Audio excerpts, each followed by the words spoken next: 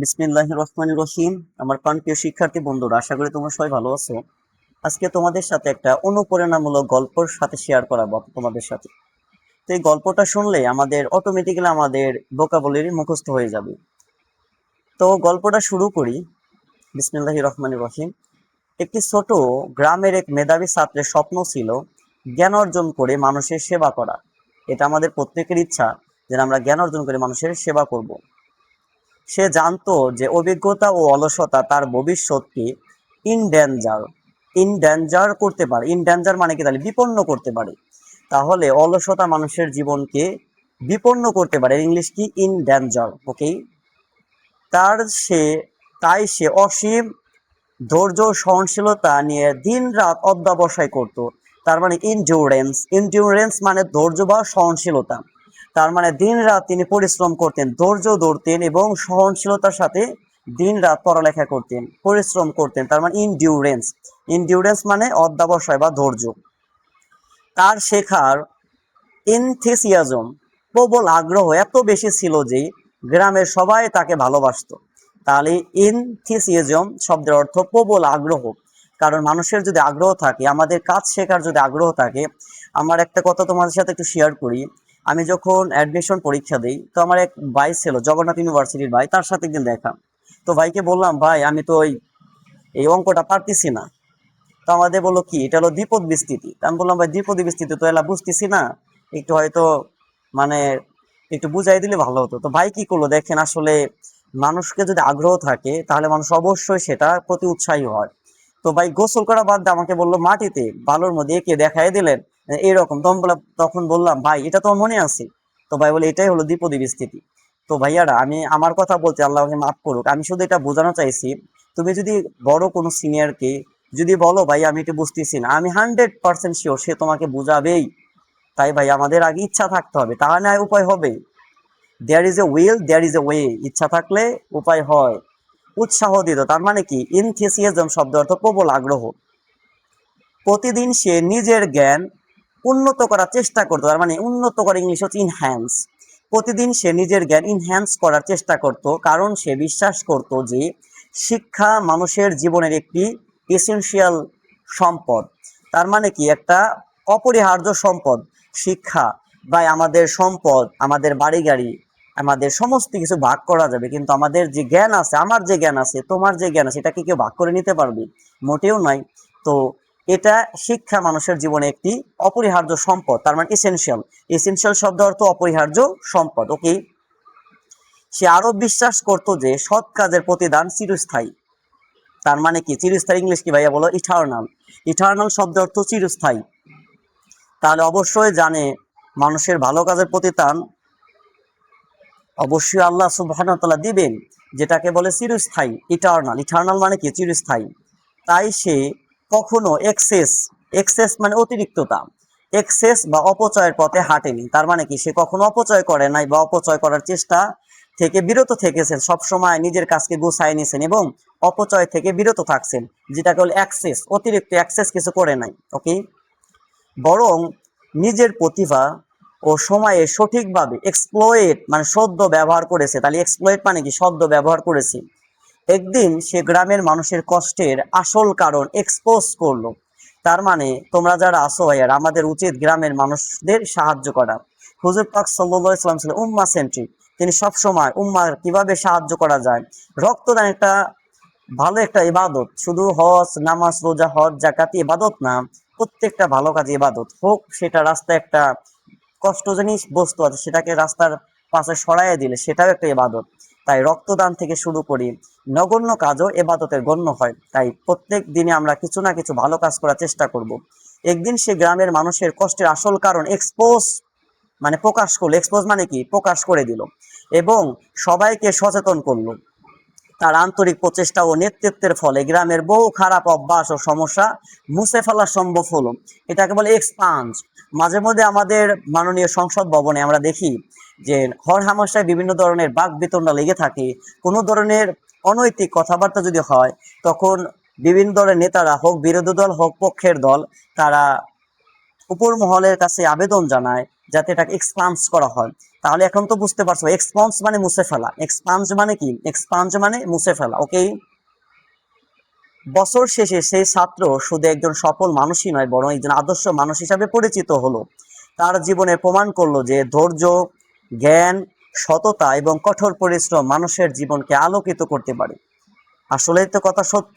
তো এখান থেকে আমরা বুঝতে পারলাম moral of the story, we can learn with patience, enthusiasm, and work hard, a person can overcome difficulties, gain knowledge, and bring positive sense to society. তার মানে ধৈর্য, আগ্রহ, কঠোর পরিশ্রম মানুষের বাধা অতিক্রম করে জ্ঞান অর্জন করতে পারে এবং সমাজের ইতিবাচক পরিবর্তন আনতে পারে।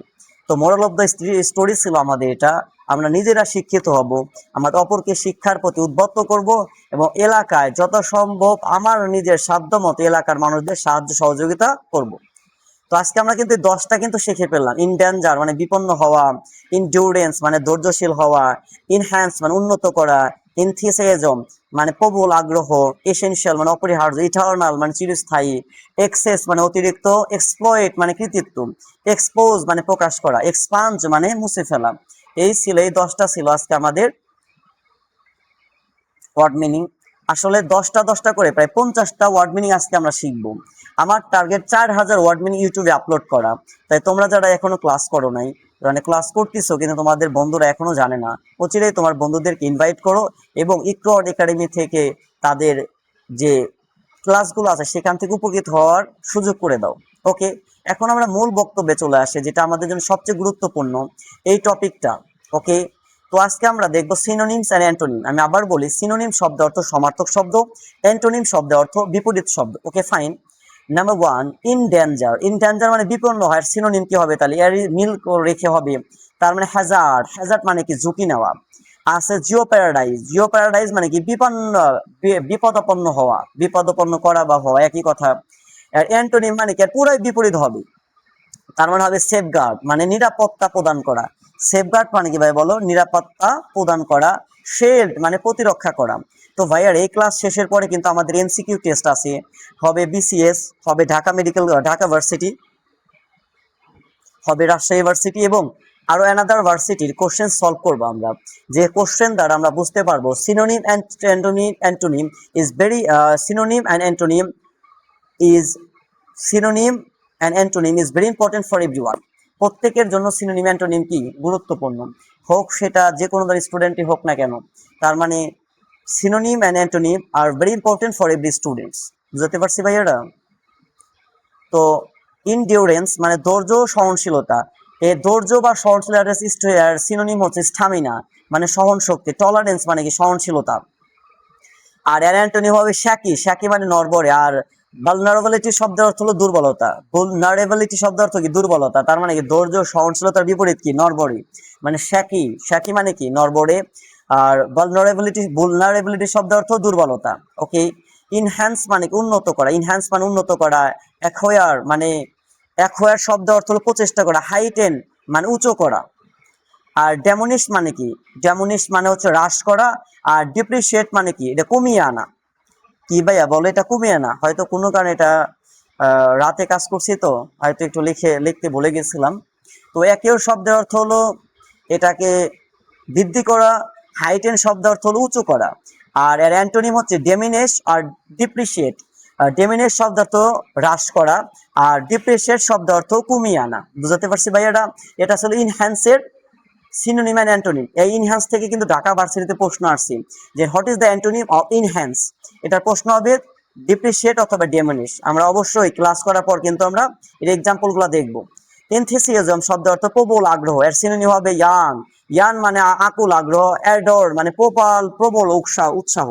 তার মানে কি ইয়ান শব্দ অর্থ আকুল আগ্রহ, অ্যাডর শব্দ অর্থ প্রবল উৎসাহ। তার অ্যান্টোনিম হবে ল্যাঙ্গর। ল্যাঙ্গর শব্দের অর্থ হলো জড়তা। আর পাসিভিটি, পাসিভিটি শব্দের অর্থ হলো নিষ্ক্রিয়তা। তার মানে এনথুসিয়াজম শব্দ অর্থ প্রবল আগ্রহ, এর সিনোনিম আন মানে আকুল আগ্রহ। আর অ্যাডোর শব্দ অর্থ প্রবল উৎসাহ দেওয়া, তার মানে কি এটাকে উৎসাহ করা। আর অ্যান্টোনিম হবে ল্যাঙ্গর মানে জড়তা, পাসিভিটি মানে নিষ্ক্রিয়তা।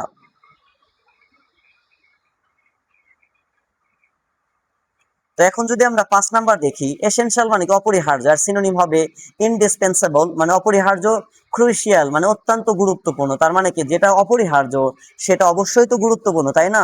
এসেনশিয়াল মানে কি অপরিহার্য, ইনডিসপেন্সেবল মানে কি অপরিহার্য, ক্রুশিয়াল মানে অত্যন্ত গুরুত্বপূর্ণ। আর অপরিহার্য বলতে আমরা কি বুঝি? যেমন পানি আমাদের জীবনের জন্য কি সবচেয়ে বেশি গুরুত্বপূর্ণ।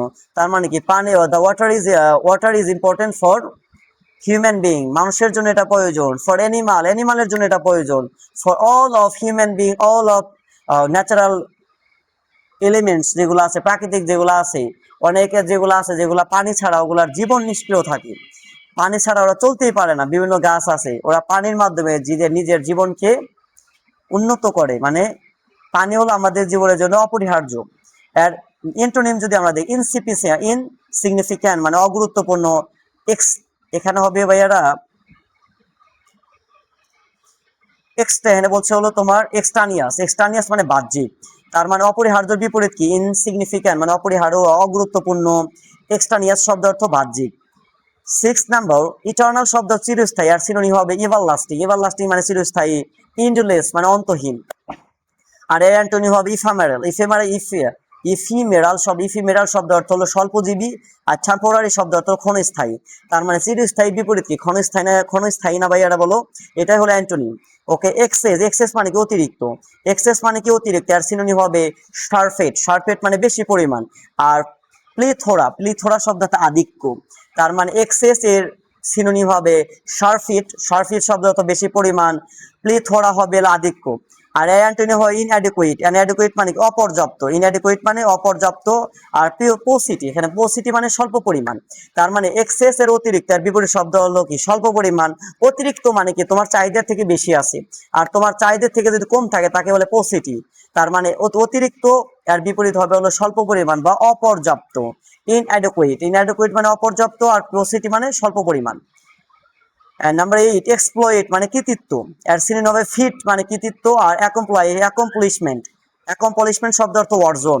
তার মানে কৃতিত্বই মানে তো অর্জন, রেওয়ার্ড। তো এটার যদি অ্যান্টোনিম আমরা জানি তাহলে নন ফুলফিলমেন্ট শব্দ অর্থ অপরিপূর্ণ, আর ডেবাকল মানে আকস্মিক বা বিপর্যয়।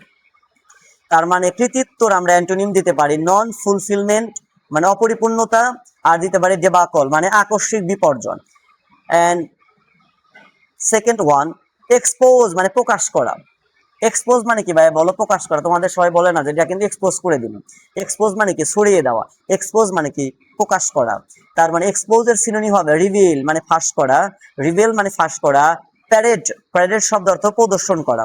আর অ্যান্টোনিম মানে প্রকাশ করার বিপরীত কি ভাই? লুকায় রাখা না, এটা হাইড মানে গোপন করা, কনসিল মানে কি? গোপন করা। ওকে, এখন আছে এক্সপান্স, যেটা সবচেয়ে গুরুত্বপূর্ণ। আমরা হরহামেশায় আমাদের সংসদ ভবনে শুনি এক্সপান্স করেন মাননীয় সংসদ সদস্য, আপনাদের এই কথা এক্সপান্স করা হলো। আমরাও আমাদের যে উপর লেভেলে আছি তাকে আমরা বলি যে মাননীয় স্বরাষ্ট্রমন্ত্রী মাঝে মধ্যে কথা বলে, আমাদের বিরোধী দলের মানে নেতৃবৃন্দরা কথা বলে, যেটা অনৈতিক বলে মনে হয় কারো পক্ষে, তখন সেটা আমাদের যে উপর লেভেল আছে সেখানে জানিয়ে দেয় যে ভাই এটাকে এক্সপান্স করে দেন।